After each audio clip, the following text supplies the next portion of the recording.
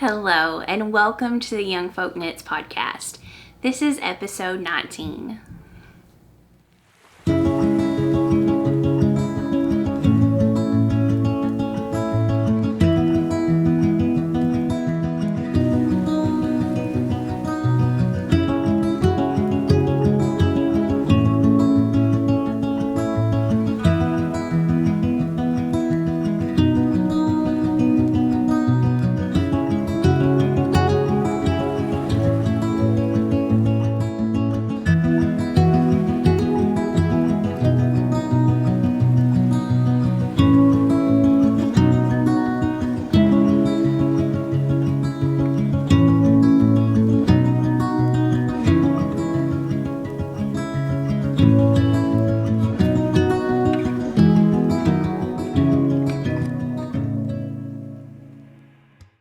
Hello everyone, and welcome to the Young Folk Knits podcast. My name is Casey and I'm the maker here at Young Folk Knits.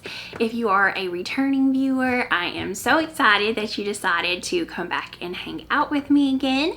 And if you're a new viewer, then you are very welcome. This is a podcast where I chat mainly about knitting, some sewing, and who knows what other crafts. I live in Arkansas on a small farm with my family where we raise honeybees and chickens, and we have gardens, and we spend a lot of time outside. Speaking of which, it is now June in Arkansas, y'all. It has been a very busy last 2 weeks since I podcasted. Garden season is on. So I have spent so much time outside. There's watering, there's weeding, but mainly there's walking around and looking at all your plants. So the beginning of summer is always really busy. It is getting hot, but it's not so hot that I have a heat stroke when I go outside. So that's my favorite time to spend with the garden. So I don't have a ton of different projects to show you, but I do have quite a bit of progress on a few different things. But first of all, let's chat a little bit about what I'm wearing.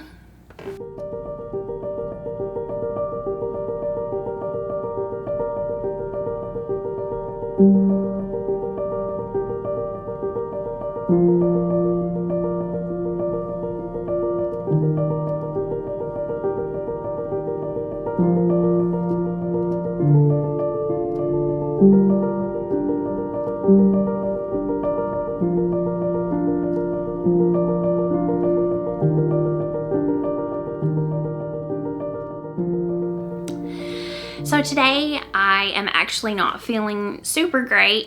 I've had a lot of issues with my autoimmune disease, so there's a good chance that the words I'm thinking will not be the words that come out of my mouth. So make sure and pay attention to what I have written on the screen, because that will be accurate at least.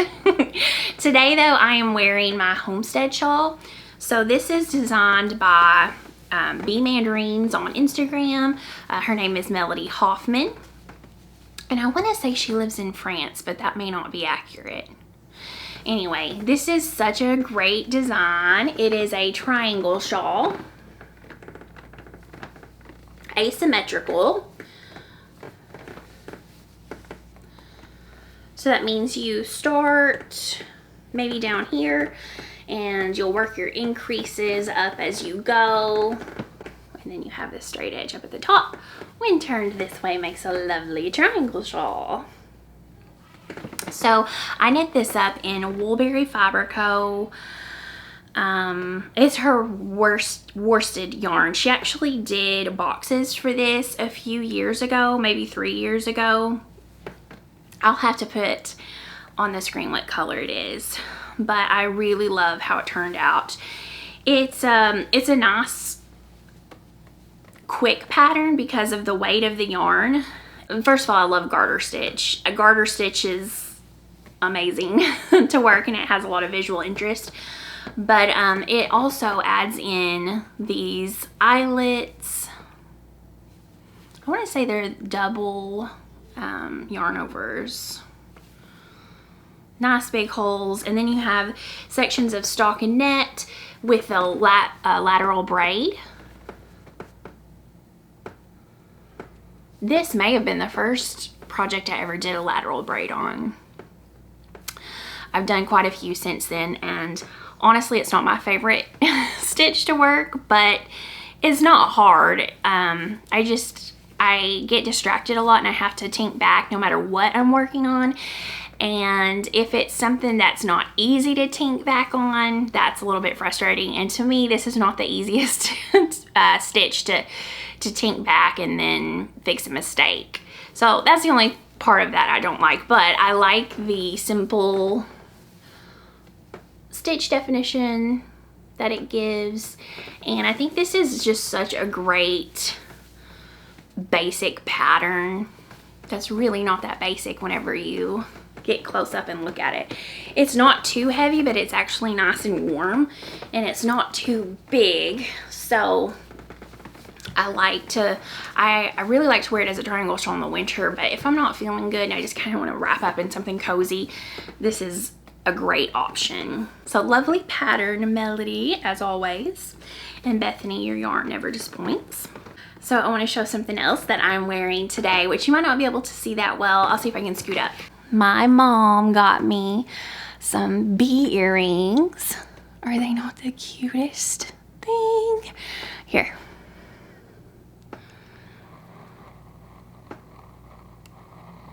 I love them. They're the perfect earring for me because my hair gets caught in everything I wear. And this has such a nice small real estate that it doesn't get caught up in my hair and get tangled easy. So win-win. Plus I'm obsessed with bees. So thank you, Mom. Okay, so let's dive into my finished object.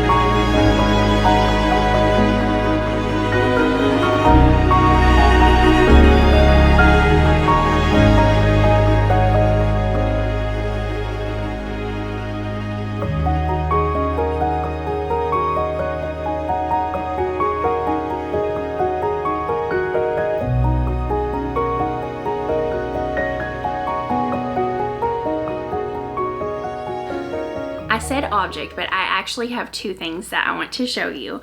I know that I showed y'all my Easy cardigan last episode, but it now has buttons.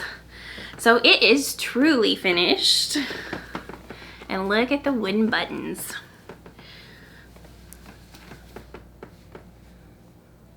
Oh, I love these buttons.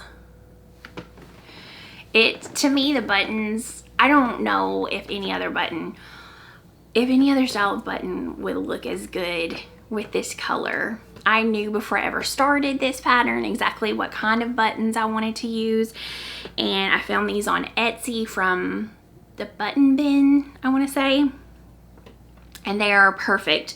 They're so simple, but they are wood. I think they're from Italy, made in Italy maybe, but they were very reasonable, like less than $5, and it comes in a package of 5, which is exactly how many I needed, so I better not lose one. But yes, perfect. I love it.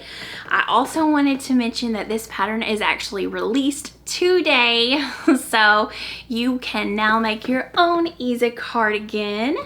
And she has it, Alex from Baron Rose has it available on Ravelry and on Etsy, so I'll put those links below, and I think it's 20% off for a while, so now's your time to snag it. The reason I like this so much is because it's a drop shoulder. Drop shoulders are the best fit for me. Drop shoulders or, well actually, yeah, I think drop shoulders are just the best fit for me in general.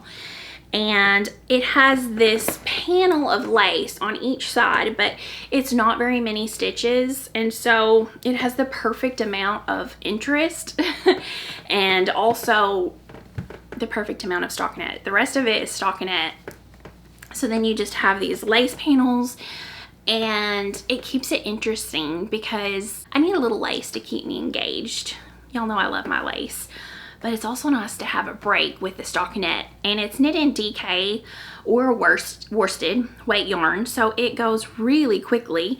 I knit mine on size 8 needles because I couldn't get gauge with the US 7s, and I absolutely love it. I have wore this almost every day since I finished it, and it's a winner for me. Now it is well and truly finished since it has buttons. Okay, so now a project that y'all have not seen in a while since I finished it is my VILONIS sweater. So this is a test knit that I did for Lerka from FIBERTALES, and it is a yoke construction top down sweater knit in fingering weight non-superwash wool yarn, I believe was recommended, and I knit mine out of ampersand fibers, Castlin fingering weight in the color Oat 01. I made the size 2X, and I used the needles that were called for. I did get gauge with that. I think it's absolutely beautiful. I think that the folded collar, this detail of the welt here, so beautiful. These small but intriguing cables, this detail, then you have your herringbone panel, and then more slip stitches and cables below, and then you move into the stockinette. So it's a simple looking sweater until you get close up, and then you see all this great detail. So I love it. I think it's great in a lighter colored yarn so that you can see those details more. I think if you used a black yarn, it would still be really pretty, but I don't think it would show up as well until you got really close up to see all the details. So I like it in this oat color. And it's not a white or a cream even. It's just a brownish oatmeal color. So I really like it. It's very neutral. Let's chat a little bit about sizing. I signed up to test knit this in a size 2X. So this is not the pattern's fault, what I'm about to say. This was my fault. The size that I signed up for was too big. I should have signed up to knit the size XL. So because of that, my yoke is still a bit big here, at the top and the shoulders. And then the rest, you can kind of get away with it being a little bit bigger. But here at my underarms and on my arms, it is still a bit too big. Not too big to the point that I wouldn't wear it. I still really like it. And I would try it on to show y'all, but it is so warm. This sweater is light, but it is incredibly warm, and so warm that I don't even think I could try it on. It's so warm. So I will save that for another day. I think if I would have made a size smaller, then everything would have fit so much better. But right here at the underarms and where the arms meet the yoke, it is a little bit too big. So I hate that, but as I said, it's not so big to the point that I would not wear it. I could definitely try a few different things to shrink it a little bit, but I'm not sure I want to do that just yet because it's still wearable. I don't want to felt it. It is a non-superwash yarn, and so anything hot water, agitation, you know, could definitely felt it. So I thought about washing it and then throwing it in the dryer for a few minutes at a time to try to shrink it a little bit, but that scares the bejesus out of me. So I'm not sure how I feel about that. I could be completely wrong because I need to go, it's been so long since I did the yoke of this sweater. I don't think that there's any short row shaping in this though. So it's not immediately obvious what is the front and the back. You have to really look. In the back you can see where the herringbone panel comes together. So if you really look, you can tell, okay, that's the back. But just to make things a little bit easier, I sewed in a tag on the back that says handmade.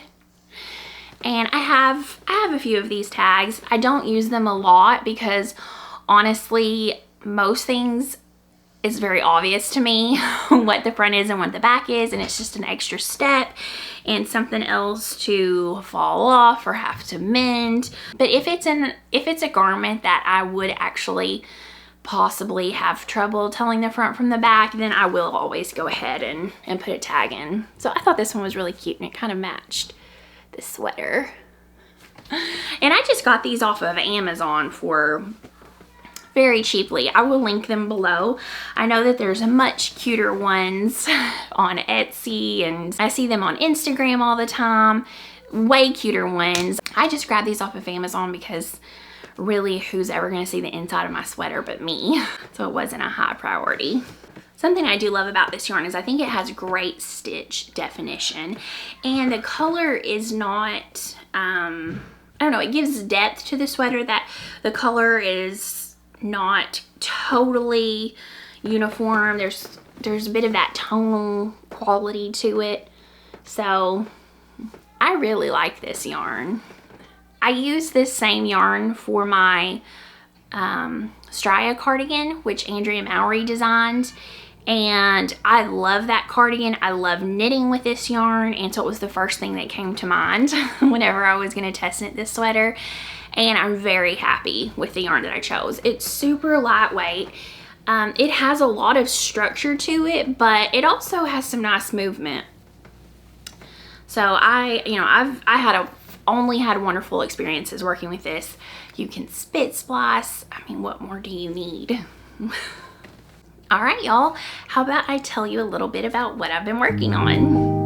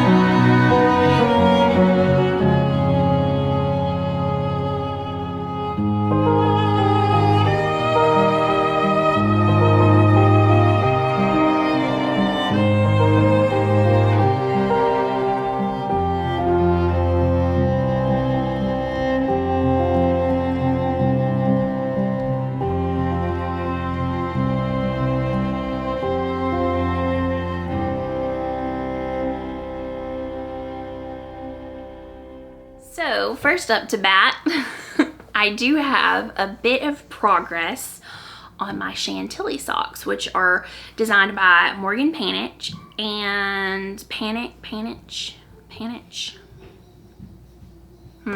Doesn't sound right now that I'm saying it out loud. Shop Knitting Nelly on Instagram.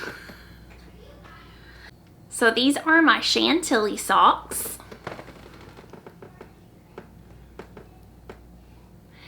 And I am knitting these out of Viola sock yarn that I actually got from Morgan.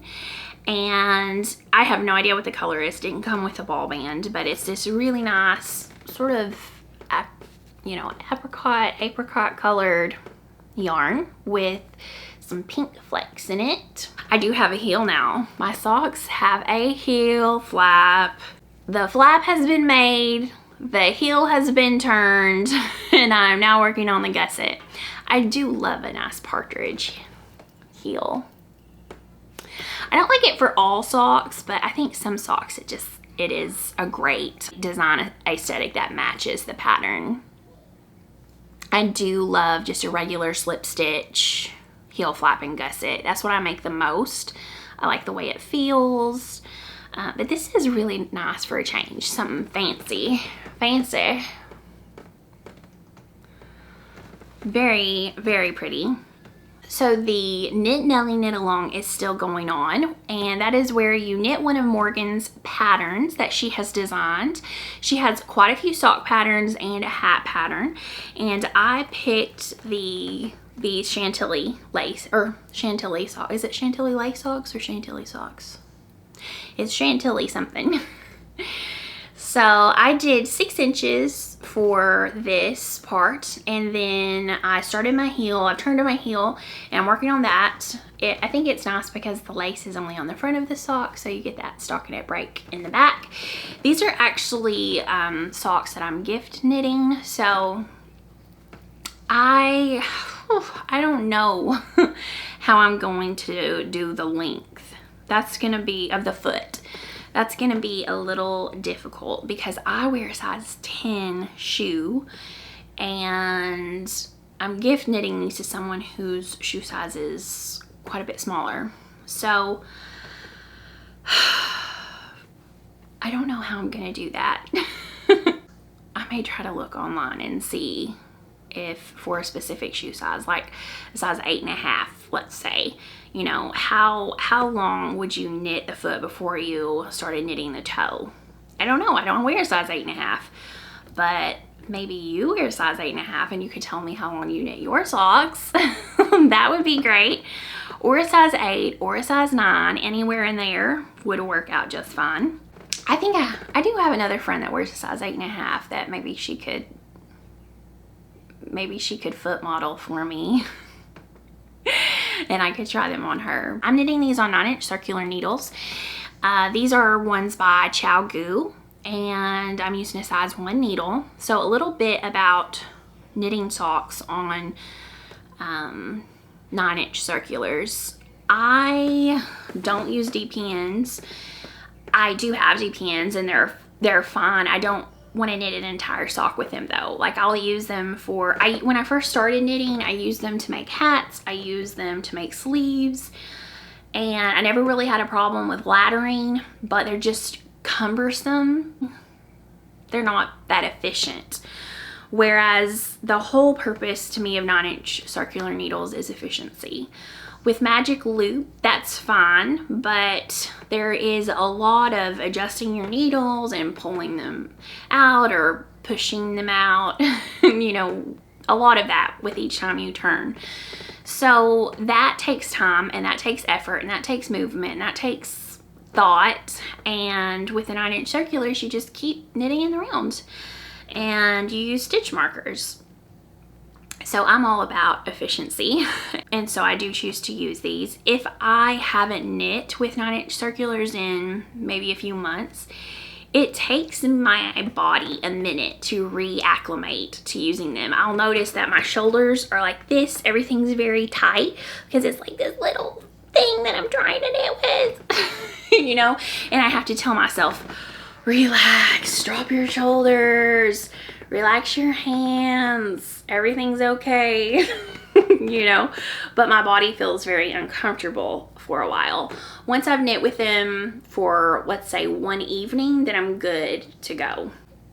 But if I'm switching back and forth between these and then long circulars, it takes me a second every time I switch back over to kind of relax into knitting with this size. And I noticed that my hand cramps up. I usually hold them like this. For some reason my pinky is always back here, and then I hold them like that, and then with this hand I wrap my yarn and you know, I'm holding them like this basically, and my hand does get very tired very quickly and cramps up, and I notice that I have to stop, and you know, I'll stretch my fingers and I have to stop and do that a lot. That is one aspect of knitting with 9-inch circulars, but to me it's worth it, so I stick it out. And then I've heard some people say, well, you can't knit socks 2 at a time on 9-inch circulars like you can with a magic loop long circular needle. Not true. You can. You just have to have 2 9-inch circulars of the same size, and then you'll split your ball of yarn just like you would if you were knitting 2 at a time on magic loop. And then what you can do is knit maybe like one section. So you could knit the cuff on one, and then you could cast on and knit the cuff on your other, and then you could maybe knit half of your leg of your sock and then knit half of the other, and then knit to your heel and then knit to your heel on your other, you know, and so on. And you can do it that way, and that would totally work as far as knitting 2 at a time in, you know, a similar manner. I knit 1 at a time, which is why I have a lot of single socks. Anyway, I'm continuing to work on those socks and enjoying them. I like the lace pattern. I do have the lace pattern memorized. It's an 8-row repeat. Without giving too much away, I will just say this: the 8 rows are not, you know, totally different each row. It's very intuitive, very easy to memorize. I would recommend these socks. I'm really enjoying them. All right. So my next whip is my Andrea MOWRY Inclination shawl, and I'm in the middle of a row, so just hang out for a second and I will finish this row.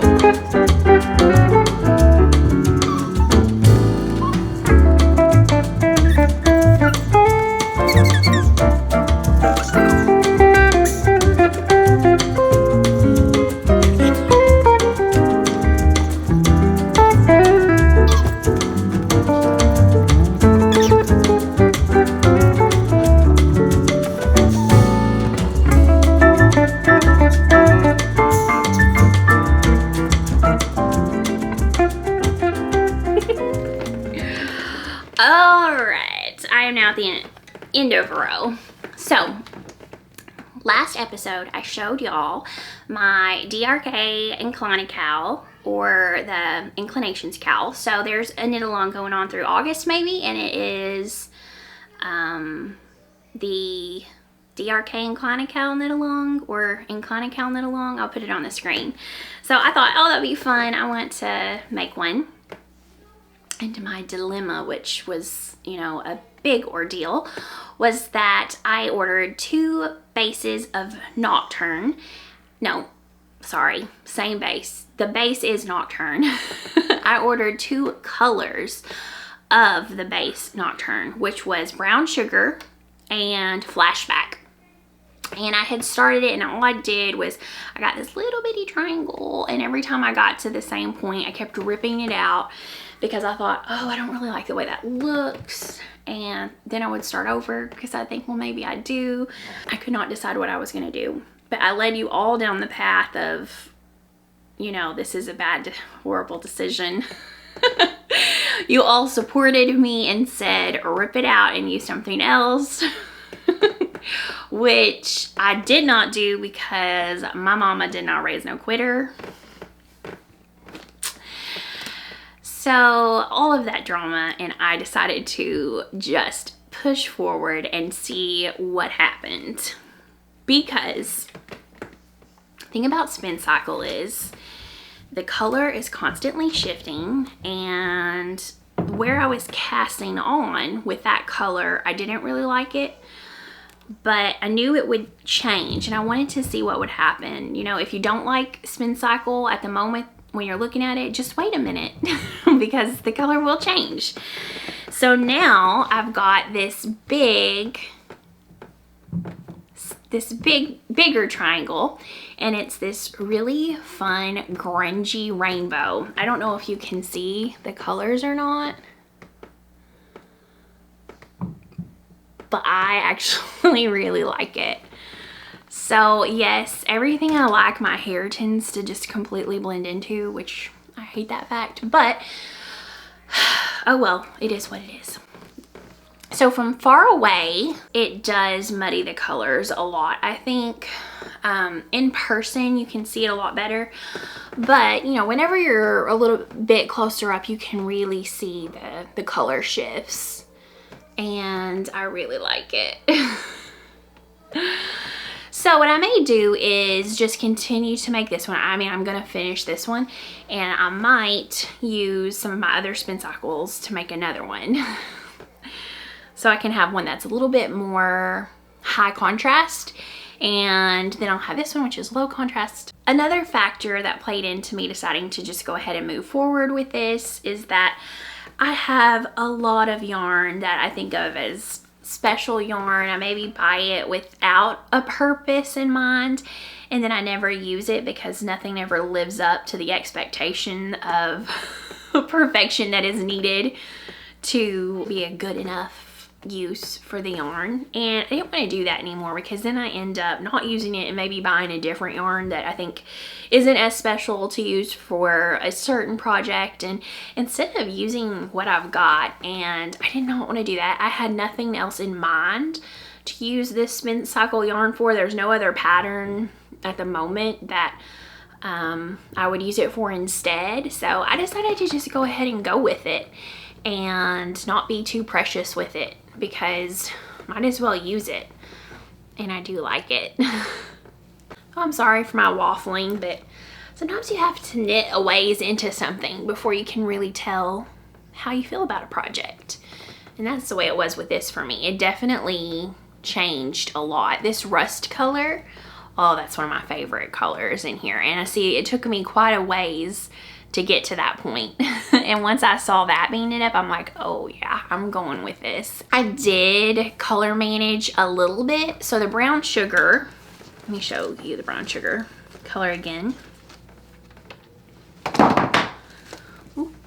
The brown sugar color is extremely green. Sarah from Craft Me Not Yarn Co., she got some in the brown sugar base as well, and she's like, oh my goodness, this is straight up green. And I said, yes, it is. That's, you know, I'm glad I'm not the only one that thinks that. When I think of brown sugar, I think of maybe a golden brown. There is no green in brown sugar that I've ever seen. So I'm not sure where the inspiration, you know, with that name comes into play. But I do still like it. Green is my favorite color, so that works for me. To me, this is more of a turtle green though, honestly. Pond scum green, which I love. I say it with love. I do. I love that color green, but brown sugar it is not. This, for instance, I would call brown sugar maybe. I don't know. So this is my flashback. Here's my two flashback colors in different places. You know, every skein is different with Spincycle. I like to cake it up instead of wind it up, because when you cake it up, you can see, you know, how it's going to be going to gradient. And I was using this, and I got to this green, which is actually the exact same color as the brown sugar. So I didn't want to have too much of that right in the middle of the cowl, and so I ended up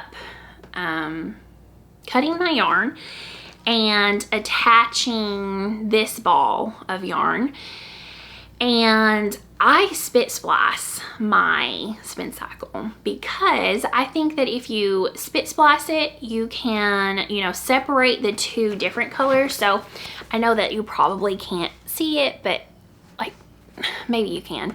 So where I'm at right now, you have the two different colors plied together. So this is, I don't know if this is a 2-ply yarn or not, but let's pretend it is. So what it looks like to me is, you know, a single ply of one color and then it plied together with a single ply of this blue color. So when you separate it, you can cut an inch of maybe, let's say, the rusty brown color, and then you'll have the blue color left. And then I would separate my 2 plies of the Spincycle, of the brown sugar that I'm using, and I would then spit splice the blue with that green, and you're gonna have a more seamless transition. It's going to color shift a lot, or fade a lot more seamlessly.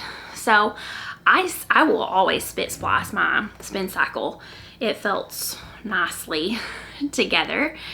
And yes, I use spit, and yes, it works wonderfully. Water does not work as well as spit. It just doesn't. But I'm excited to get this finished, and I think it's gonna be super fun.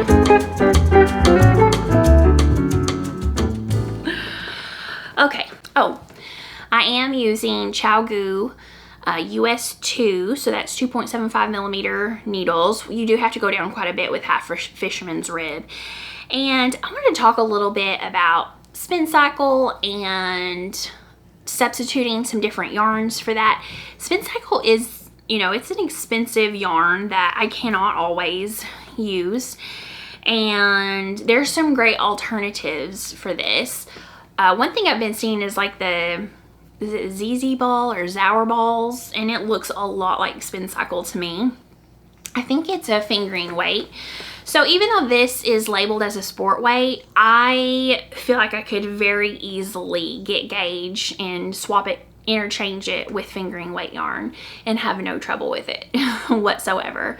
So this is the Nocturne, which is the same base as the dyed in the wool weight-wise. Then they also have the Dream State, and that is a worsted weight yarn. So I was looking online at YoungFolk, not YoungFolk, at Wool and Company the other day, and I saw on their worsted that Cascade 220 makes a yarn that looks just like Spincycle, and it's a worsted weight, and it's like $12 a skein, which is amazing compared to $30 for a 50-gram ball. So I'm gonna put a picture of that here, and I'm going to put a link to that. You could probably find it at different places. I just happened to stumble across it on the Wool and Company website, so you should be sure and check that out. I'll also put a link to that fingering weight Z something ball because I think that's another great option too. Other thing I've been working on is a sheer V sweater by Jessie Maid Designs, and I was sent some yarn from Hobby Yarns in Denmark, and I absolutely love the yarn so far, but I want to work with it a little bit more before I tell y'all all about it and my experience with it. So there is going to be a video coming up pretty soon where I think I'm going to try to finish my entire sweater so I can show y'all the different yarns that I used and how the sweater fits, and give you some of my thoughts on the pattern and the yarn. So that might be the next episode, we will see. But that's all I'm going to share for my current works in progress. So I want to show you a little acquisition.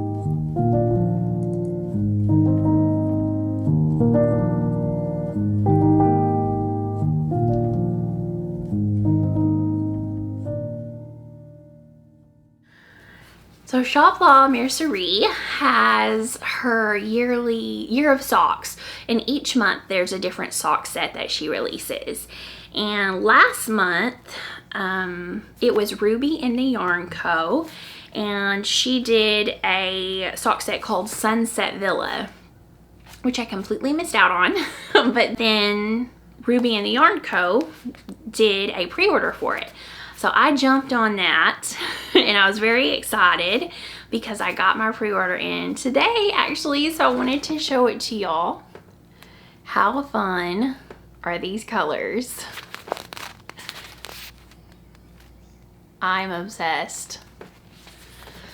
So it is a 100% non-superwash merino, 436 yards, 2-ply.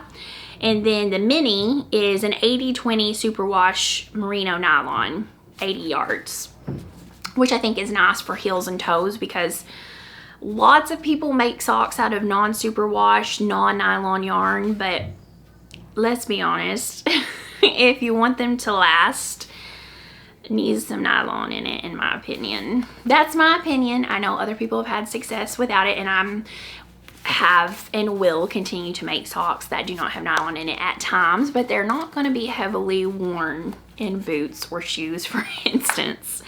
If I really want a workhorse sock, it has got to have nylon in it. But I love these colors. This is not something I would make a sweater out of because I just wouldn't wear it because I'm too, I don't know. I just wouldn't. But to me, socks are the perfect time to play with fun colors.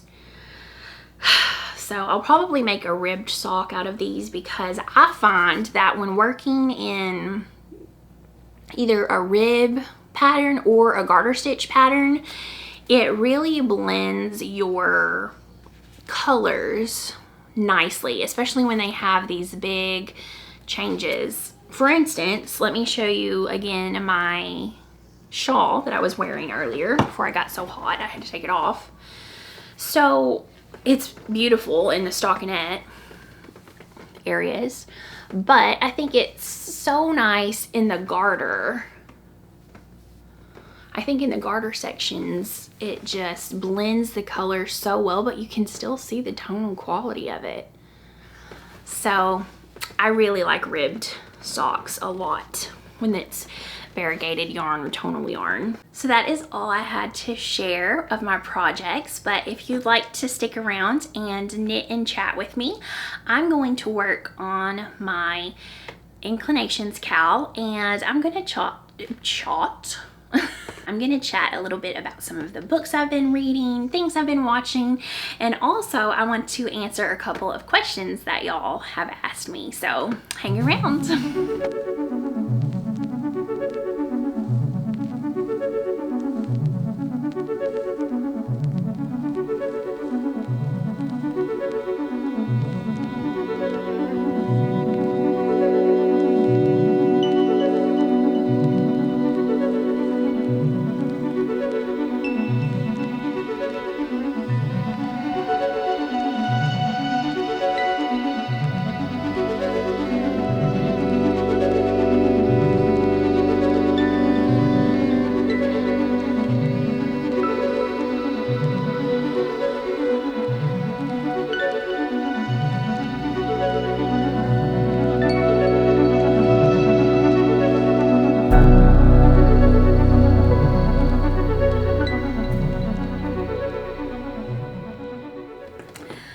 Alright, I think I'm going to knit on my Inclinations cowl a bit.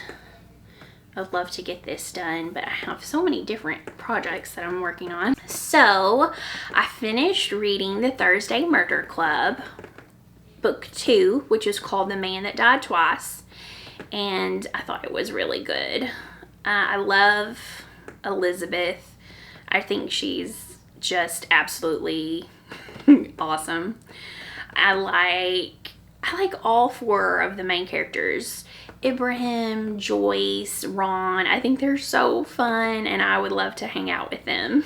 But I did think it was sad, the fact that Elizabeth's husband has dementia or Alzheimer's. I think they just called it dementia maybe, but he's starting to forget a lot of things, and sometimes he thinks he's in a different time period, and she's trying to manage it.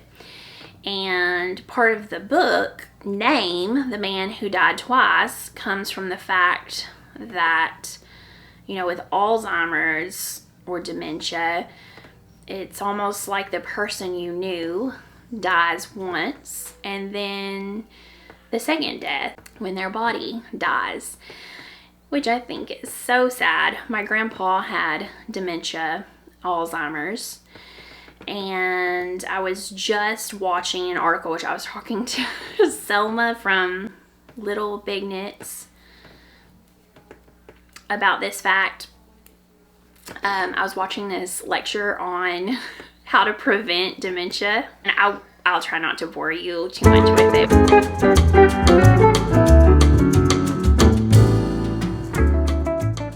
So I have finished that book, thought the plot was good. I had my suspicions. I was led down a few different paths of who the what's the word? The bad guy. Oh, what is that word? What is that word? What is that word? Not the villain. Oh, the antagonist. Sorry. Of who the antagonist was. And I wasn't wildly surprised by who it was, but to me that's not the point of the books.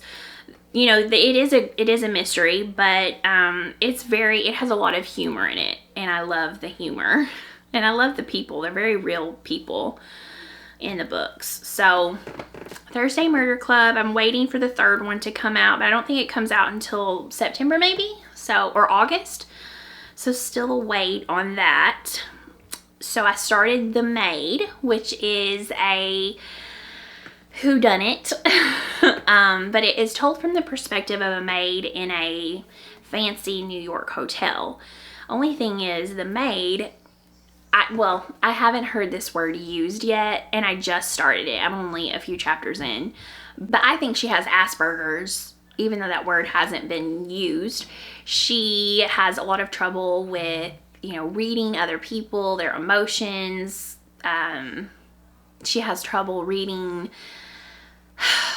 phrases and terms that could have a double meaning or said jokingly, or things that are subtext. So I think she probably has Asperger's, but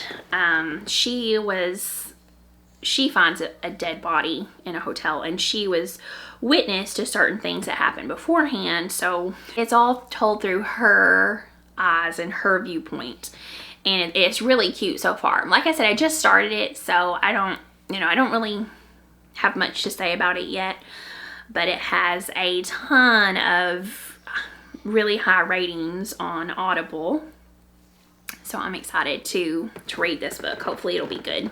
Does anybody else feel like they don't know what to do with their life now that the Johnny Depp Amber Heard trial is over? Just kidding, but not really. So I would watch I didn't watch the trial all day, but there would be like these newscasters that would sum up each day afterwards, and I would watch those every day. Now, this is super unpopular opinion, I'm sure, and it is only my opinion. Let me just tell you though, I learned a few things from that trial. Number one, I am poor. Number two, you know who won that trial? Ain't nobody won that trial. I feel like they both looked utterly ridiculous during that trial. I don't think either of them came out the winner. That is my opinion, but I thought they just both looked a bit ridiculous and crazy. But you know what? It was like a train wreck that you could not look away from. You wanted to close your eyes, but you couldn't. So, yeah, that's over. So I put on Instagram, I put up a little question box where I asked if y'all had any questions or topics, knitting or non-knitting related, that you would like to chat a bit about. And I'm gonna pick a couple of those to chat about each episode. And if you have one, if you don't follow me on Instagram, feel free to comment any topics or questions that you would like me to chat about below. So I think what I'm gonna do is pick one knitting related topic and one non-knitting related topic. You guys always deliver. I got some great suggestions. So as far as knitting related goes, I did get a question that said, how big is your stash and how do you organize it? So let me just start by saying that, my dear, a lady never tells. She never tells her age, she never kisses and tells, and she never tells her stash size.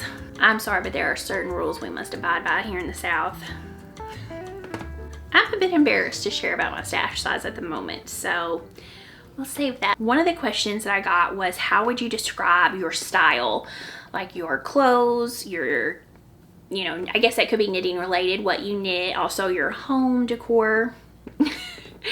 And honestly, I don't really know. On the one hand, I don't really like to be put in a box because I like certain outfits from lots of different styles. But when I do think that it's good to know what your style is that you like the best is whenever you want to do something that's similar to a capsule wardrobe. So if you're going to do that, it's important to have a style and to know your style, because things from all different style categories aren't really going to play well together. So if you're going to try to get a few pieces that you can mix and match and wear with a lot of different outfits in different ways with different pieces, that's when I think it's really great to have a style, know your style, and stick with your style. So how would I describe my style? I actually had to get on the internet and look at what the different names of different styles are because I didn't know. I'm an old fogey, I guess. So some of the different ones that I saw that I think I fit into, first of all, I'm a little bit of a mixture because I live in Arkansas. It's not like we have fashion boutiques. I have to order or make a lot of my clothes. I order a lot online, but I really am drawn to light academia, dark academia, vintage academia, art academia. Maybe it dabbled with a bit of boho and cottagecore, but not hardcore cottagecore. I was raised on a cattle farm in Arkansas where we had horses and cows and all kinds of animals, you know, my entire life growing up. And so there's a strong influence of country western in there too. I mean, I've got a lot of cowboy boots, lots of jeans. That can't be ignored. But I did grow up in the country where high fashion wasn't really accessible as much. But we traveled a lot to big cities, you know, all around the world. So I was exposed to that as well.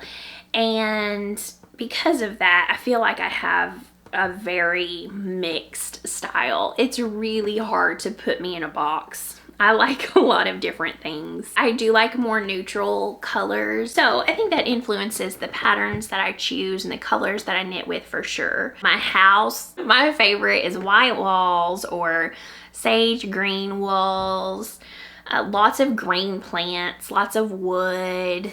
That's my favorite. My grandparents, my Mimi and my granddaddy, she was from Chicago, Illinois. He was born and raised in the mountains of Arkansas. Very different people there that I come from. But they were huge travelers. They loved to travel all over the world. And she would always tell me that the Europeans knew how to do it as far as clothes went. That they would buy fewer clothes, but very good quality. And you don't need a lot as long as it is good quality. And I agree with that. I think Americans, a lot of times, our closets are overstuffed with things that the quality isn't that great. You know, more isn't always better. So I feel like when I started to get close to my 30s, I really hit my stride as far as knowing more what my style was and kind of settling into it. So did that answer the question? Probably not. You're probably more confused now than you were before. Sorry. All right, my friends, I'm at the end of a row, so I think that's a good place to stop. Next time we chat, I will talk about a few different topics that y'all very kindly shared with me. And until then, I hope you have a wonderful few weeks and happy knitting.